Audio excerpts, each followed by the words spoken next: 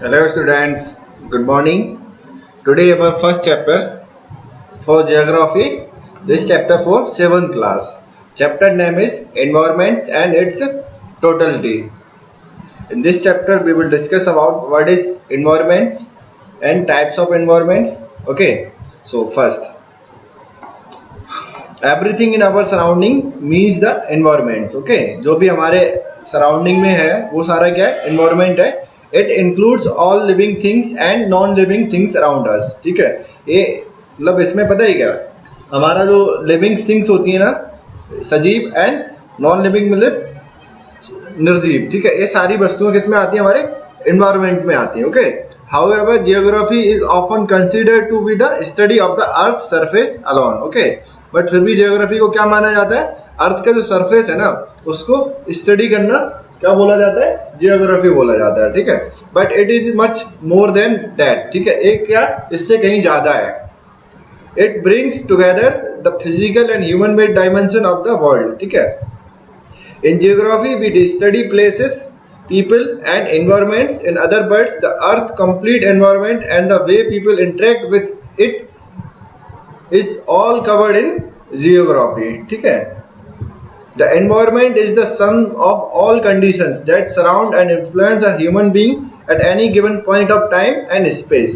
Environment consists of the natural environment and the human made environment. ठीक है, environment के अंतर्गत क्या क्या आता है, एक तो नेचुरल एनवायरनमेंट हो गया आपका प्रकृति का, और कुछ जो ह्यूमन मेड रहता है वो सारी चीजें किस में आती है, आपके एनवायरनमेंट के अंदर आती है. ठीक है, अभी हम बात करेंगे नेचुरल एनवायरनमेंट की. ठीक है, नेचुरल एनवायरनमेंट में again be classified into two sub category. First one biotic environment और the world of living organisms such as plant and animals, और सेकेंड रहता है अबायोटिक एनवायरमेंट्स. इसको हम बोल सकते हैं नॉन लिविंग थिंग्स. इसमें आपका लैंड, वाटर, मिनरल्स, ठीक है, ये सारा आ गया. अभी हम थोड़ा डिटेल में डिस्कस करेंगे what is natural environment. Land, water, air, plants, animal और द एनवायरनमेंट और the elements of natural environments. ठीक है, ये सारे एलिमेंट्स इसके आपके नेचुरल एनवायरनमेंट्स के है ना. It provide us the base for our existence. ठीक है, ये हमारे यहाँ पृथ्वी पर होने में क्या हमारी मदद करते हैं ना, ये बेस चीजें हैं. Land to live on, air to breathe, and water to drink, and food to eat, है ना. You have study about the meaning of four component of environment. First one lithosphere, second one hydrosphere, third one atomsphere and biosphere in previous class, है ना. You already discussed these four terminology in 6th class. Let us briefly discuss about these components. Okay, first one lithosphere. ये क्या होता है हमारा, the rocky outermost layer of the earth is called lithosphere. ठीक है, जो हमारा अर्थ राउंड है उसका जो अपर सरफेस है ना उसको हम क्या बोलते हैं, लिथोस्फीयर, है ना. It is something called a crust, है ना. The Greek word lithos means rocks. ये क्या है, ग्रीक वर्ड से लिया गया ना, लिथोस, लिथोस्फीयर. इसमें लिथोस का मतलब होता है rocks, and sphere, lithosphere is the outer skin of the अर्थ और द क्रस्ट. ठीक है, ये हमारी जो अर्थ है ना उसकी आउटर स्किन है ना. This hard and solid layer is made of the rocks and minerals. ये जो हार्ड जो सॉलिड लेयर है ना अर्थ की अपर लेयर, वो किससे बनी है, rocks and minerals, है ना. The upper layer is covered with a thin layer of soil. This rocky sphere extends both over continents and ocean basin. Its surface is not uniform and has a variety of landforms such as mountains, plateaus, ridges, plains, valleys, waterfall. ठीक है, ये क्या है, जो upper most जो layer है अर्थ का उसमें क्या क्या आता है आपका, माउंटेन्स उसी पर आते हैं, plateau, ridge, plains, valleys, waterfall, ये सारे किस पे आते हैं, अपर लेयर पे आते हैं ना. These landforms are also found on the ocean floor, है ना. जो अर्थ का जो ओशियन रहता है समुद्र, उसके फ्लोर में भी ये सारी चीजें पाई जाती है ना, वाटर के अंदर, है ना. Most of the human needs are meet from the lithosphere. The land is covered with forest and grassland.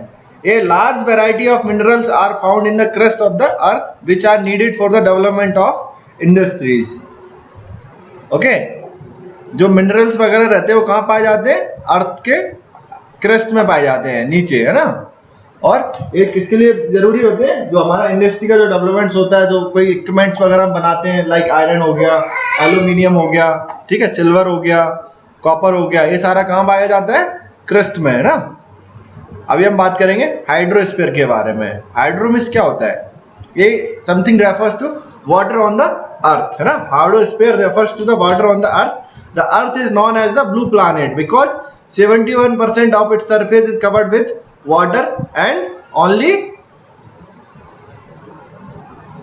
29% with land. ठीक है, जो अर्थ है ना उसमें 71% जो उसका सरफेस है वो पानी से कवर है और 29% किससे? लैंड से है, ठीक है। Water is found as solid ice in glacier and ice sheet. Water ना सॉलिड फॉर्म में भी पाया जाता है, कहाँ पर? ग्लेशियर और आइस शीट में, है ना। It is found as liquid water in the ocean. And liquid form में कहाँ पाया जाता है? Ocean, river, lakes, ponds and underground streams. It is also found as water vapour in the atmosphere. Water moves continuously from one form to another form, है ना। ये क्या है? Natural environment. ये देखो वाटर है ना, lakes. This movement of water is called the water cycle.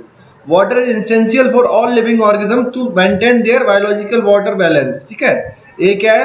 बहुत जरूरी है. जितने भी लिविंग थिंग्स है ना, ऑर्गेनिजम्स, उनको अपना बायोलॉजिकल वाटर बैलेंस मेंटेन करने के लिए ना.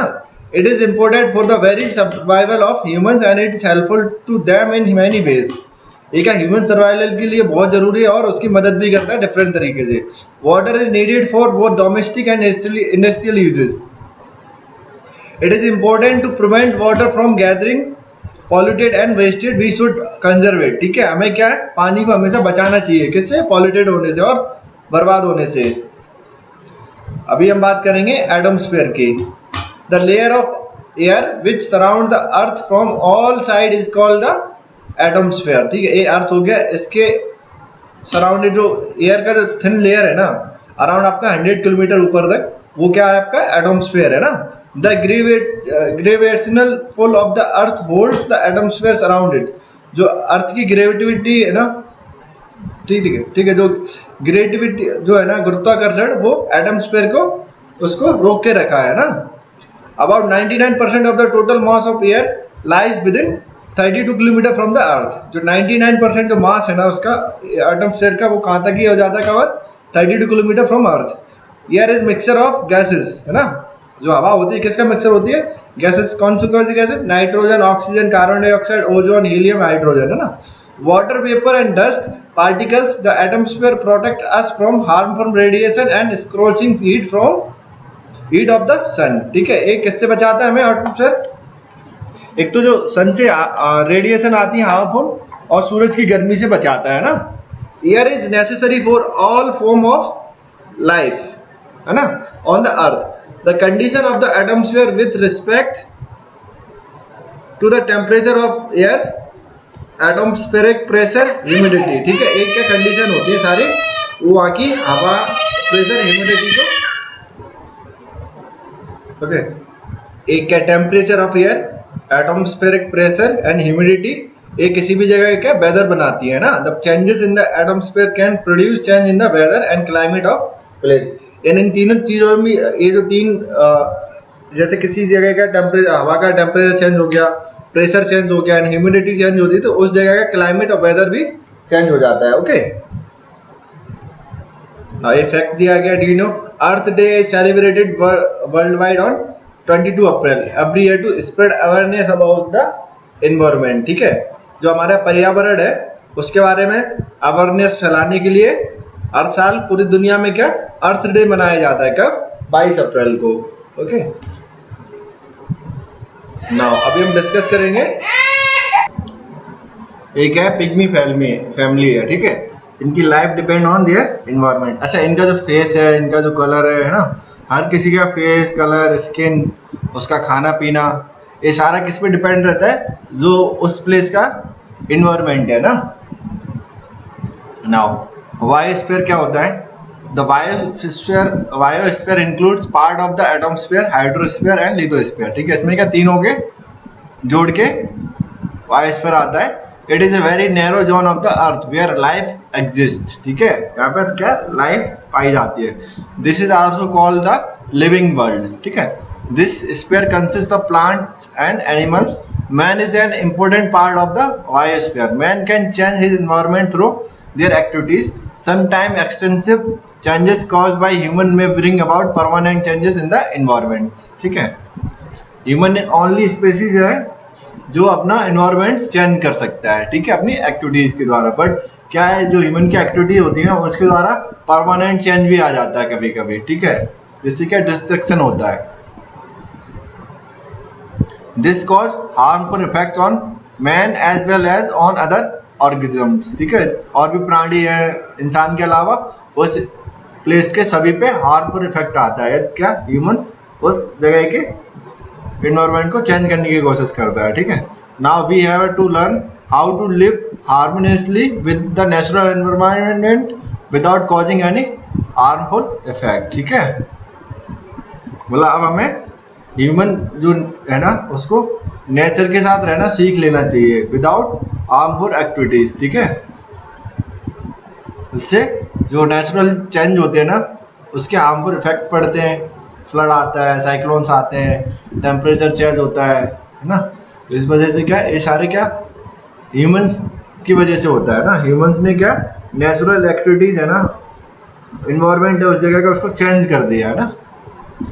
इकोसिस्टम क्या होता है, plants and animals and the environment in which they live from N ecosystem. ठीक है, पेड़ पौधे और वहाँ का एनवायरनमेंट मिलकर क्या बनाते हैं, एक इकोसिस्टम बनाते हैं। All living things interact with each other. The interaction between the living organism and their physical environment is called an ecosystem. ठीक है, इसको क्या बोलते हैं, इकोसिस्टम बोलते हैं। An ecosystem may be as small as a pond or woodland or as large as ocean or operational equatorial forest. ठीक है, एक जो इकोसिस्टम होता है वो छोटा भी हो सकता है एक तालाब में, ठीक है, और एक ओशियन जितना भी हो सकता है।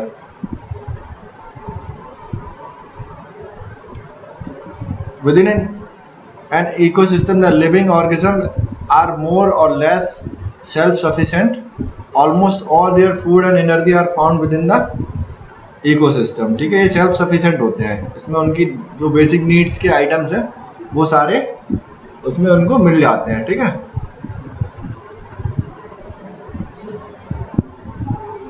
For example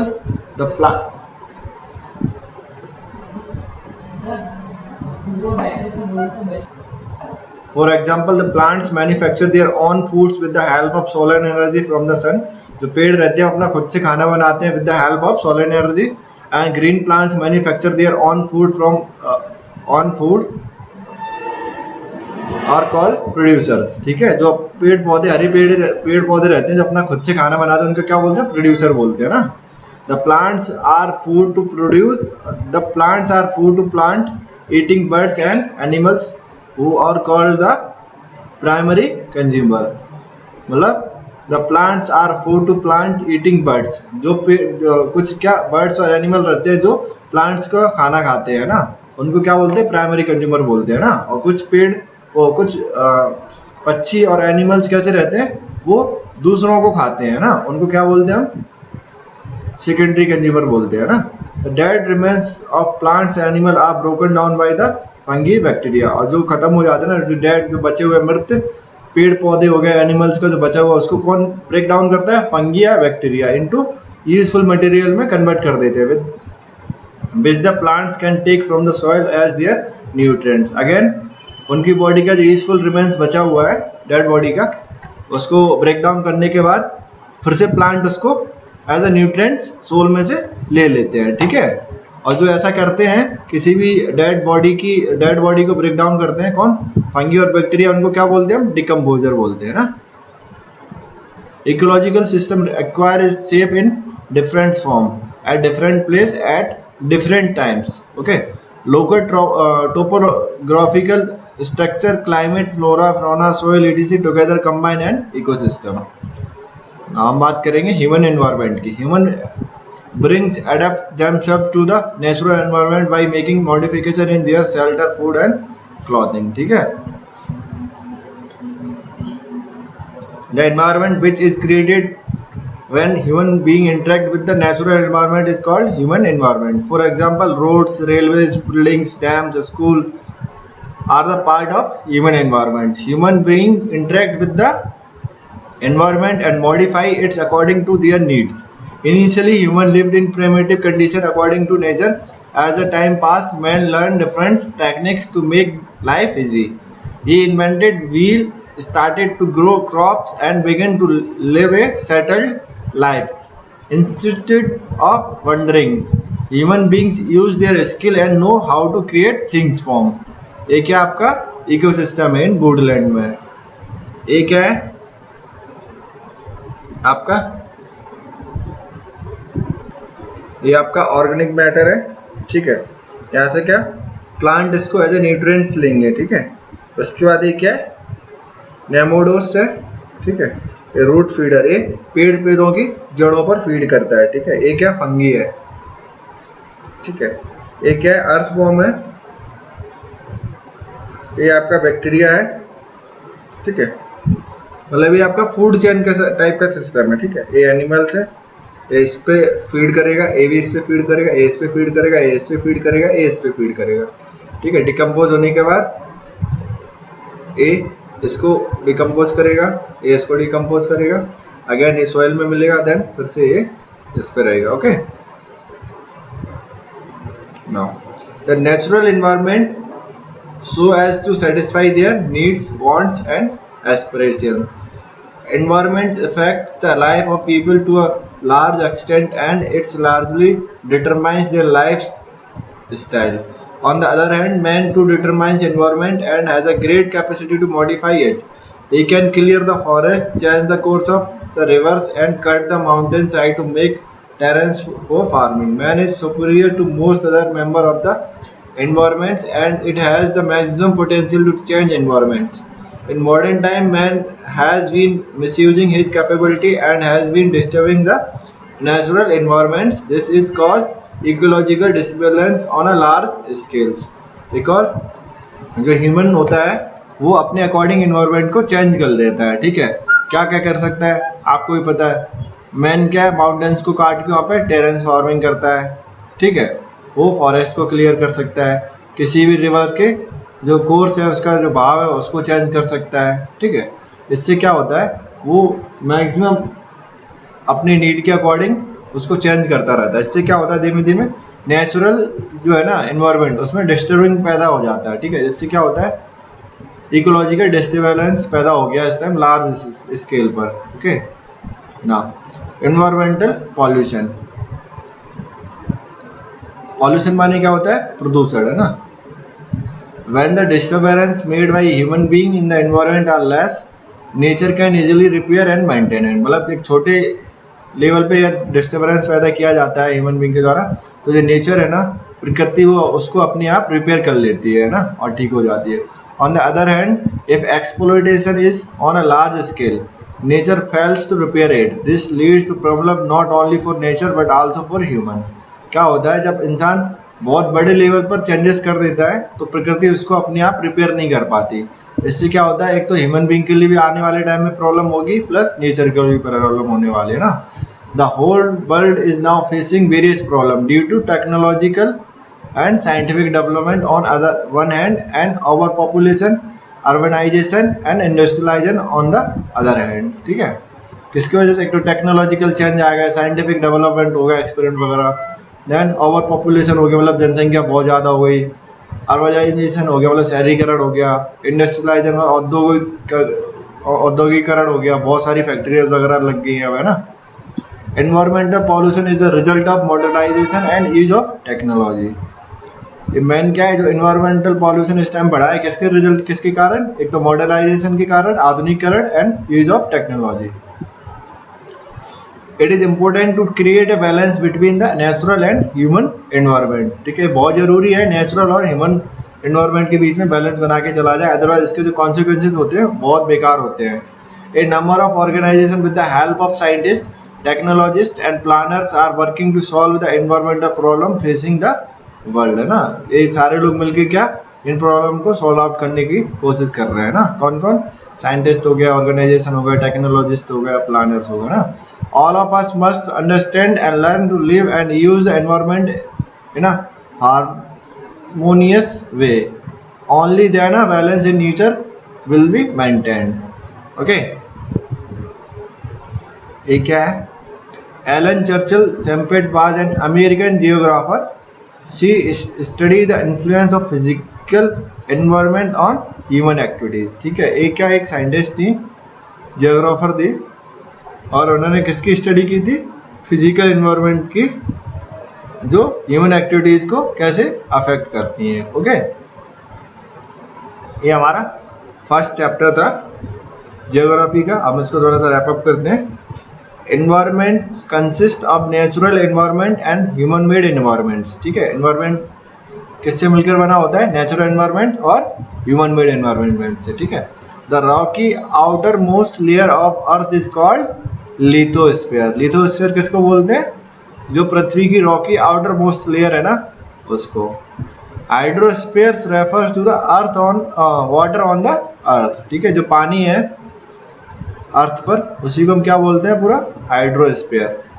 water is essential for all living organisms to maintain their biological water balance. Okay, the gravitational pull of the earth holds the atmosphere around it. Plants and animal and the environment in which they live form an ecosystem. The birds and animals that feeds on other birds and animals are called the secondary consumer. Human beings adapt themselves to the natural environment by making modification in their shelter, food and clothing. ठीक है, हम क्या natural environment को बना के रखना, तो हमें किस किस चीज़ में परिवर्तन करना होगा? सिर्फ हमें अपने शेल्टर, फूड एंड क्लॉथिंग में चेंजेस करके हम नेचुरल एनवायरनमेंट के अकॉर्डिंग रह सकते हैं। बट हम क्या करते हैं? नेचुरल एनवायरनमेंट को ही मॉडिफाइड कर देते हैं, जिससे क्या इकोलॉजिकल डिस्टर्बेंस पैदा हो जाता है। Environments affect the life of people to large extent and it largely determine their life style. Environmental pollution is the result of modernisation and use of technology. Okay, इसका क्वेश्चन आंसर और ये exercise वगैरह आपके group में already share कर दिया गया है। तो आशा करता हूँ आप लोगों को चैप्टर समझ में आया होगा। Thank you.